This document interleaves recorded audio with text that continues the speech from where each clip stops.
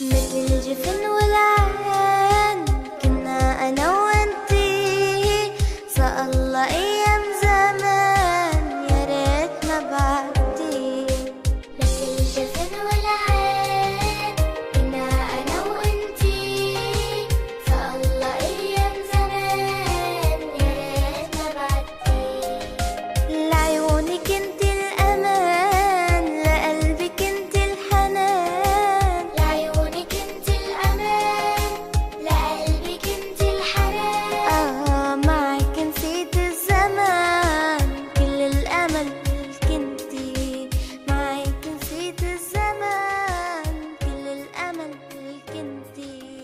Yo, what's up, guys? So we're halfway through, and man, you guys missed a lot of sightseeing, and I kind of regret turning it off before the actual trip because a lot of things happened that were kind of cool for you guys to see. Just amazing vistas in front of me, and kind of a lot of close calls for me because this is my first actual ever trip, or however you want to call it.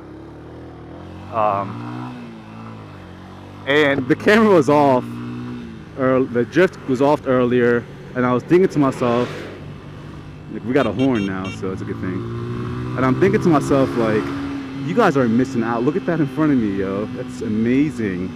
And a lot of decreasing radius turns and amazing twisties. Just and at the same time, I was thinking to myself, you know what? If it runs out of battery in Al-Qaidah city, then it's cool, man. You know, as long as you guys get to see the journey, and for me at least, I can come back and look at this and say, wow, you know, the first motorcycle trip I ever took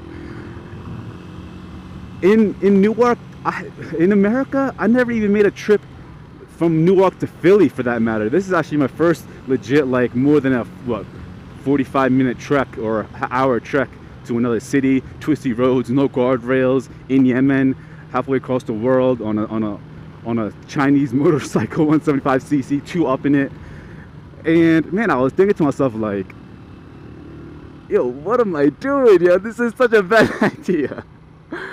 But at the end of the day, man, I'm gonna look back and say, you know what, if I didn't do this, then, because the thing is, like, my uncle bought this brand new motorcycle, and he wants me to break it in for him.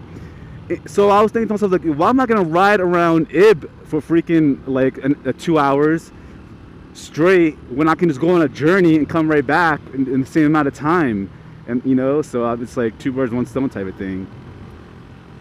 I've been to this particular city, I would say, I can't remember last time I was there. I think it was about 3 years ago, when I came to visit some family. Oh God, close call, man. What is this guy doing?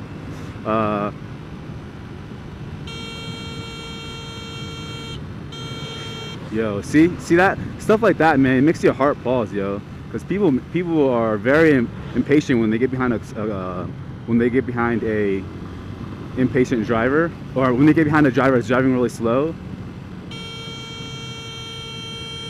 See, I gotta beep the horn and let these guys know. Thank God we have a horn, man. You know what I mean? Let people know that we're coming, because they like the cars, they like the speed, you know, around corners and stuff.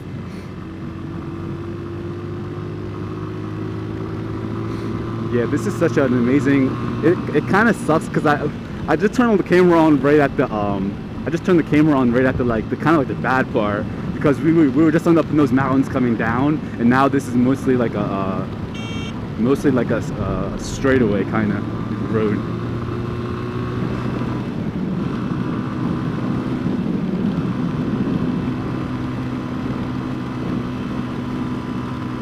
And I kind of regret not wearing earplugs too, because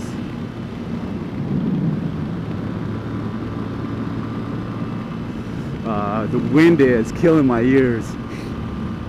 But this is such an epic journey that I've been on so far here in Yemen. And you know, when I was here 10 months ago, motovlogging, it was all new. You know, Yemen wasn't new to me, but motovlogging in Yemen was new. So I kind of know what to. It's in 5th gear. I'm thinking it's in higher gear, but I kind of know what to do and what not to do, because I learned all of my mistakes from 10 months ago, and I told myself, and a lot of regretful things too, and I regretted not doing a lot of things as well. So now a lot of the, look at this guy, man. a lot of the opportunities that I missed, now I have the opportunity to fourth, fifth, third, second. Now I have the opportunity to do them here, and I'm doing one of them right now. And that's going to a different city on a journey, and twisty roads, mountain roads, and just, you know, I've done these things already all the time when in a car multiple times in Yemen, but doing on a motorcycle is something else, and only motorcyclists will understand, because, you know, everything is out in front of you. You know, you're not surrounded by a cage, and, you know, just smelling the air and the wind hitting you. It's just an amazing feeling. All right, we're on fifth. Yeah, it revs really high in fifth. It revs really high, this particular motorcycle, and I'm not used to smaller CC motorcycles, so you know, as you guys know, I've been driving a Gixxer 600 back home in America, and just like riding smaller CC motorcycles and hearing it rev really high, it kind of tricks you into thinking that you're in a lower gear, when in actuality that's just how the bike runs in fifth gear. So yeah, there might be times where I won't say much during this journey, and I won't make it like an official moto vlog. I kind of don't know what I'll make this video out to be in you know, in my future self. So if there's moments and times where I pause and I don't talk, just bear with me. I guess I can enjoy the scenery. But man, I kind of wish two things, and that is one of them was having a super sport here in Yemen, and another is look at these amazing twisty roads. Had they not been, like, I wish they were in better condition. Like, you might be seeing it right now, you might think just, wow, they are in condition, what are you talking about? But there's lots of areas where they're not, and when they're not, it's really bad. And there's too many speed bumps here, like man-made speed bumps that people just like to put in the middle of the road and make you stop to sell you, like, you know, potatoes or something. Look at that donkey. So this is a school right here, a government school. It's amazing to... Huh? He says Janat al-Nasr.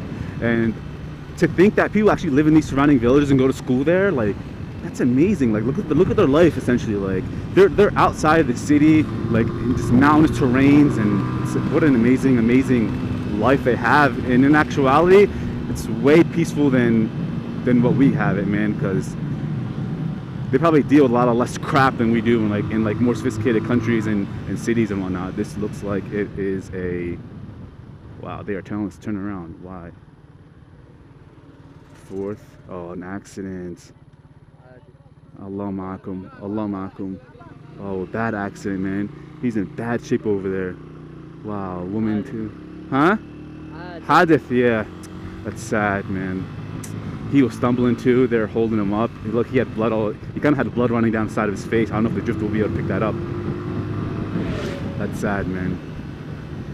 Yeah, see, that's, you know, what happens, you know. And the unfortunate thing is, when accidents like that happen in Yemen on roads like these, between cities and in the mountains, there's no helicopter to come grab you. You know what I mean? Like, and I know M13's in Taiwan, and he, you know, he deals with this, you know, it's the same type of roads and mountains and all that good stuff. But I'm sure Taiwan is a much more sophisticated country than Yemen, and I'm sure they have oh, they're praying. What an amazing sight. I'm sure they have you know, helicopters and ambulances, but here in Yemen you don't have none of that.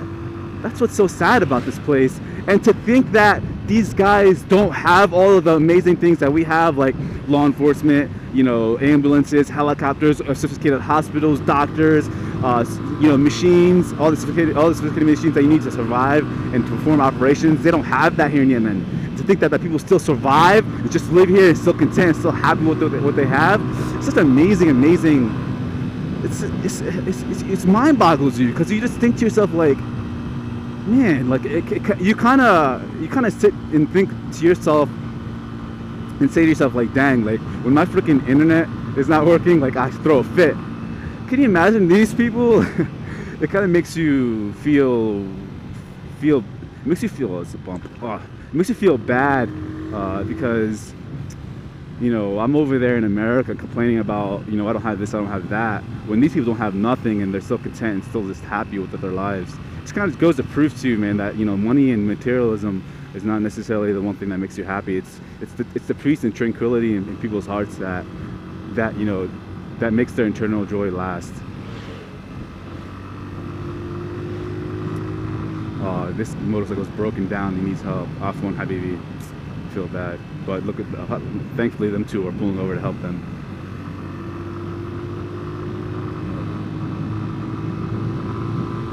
Yeah, we got a broken down gas station. We are in right now.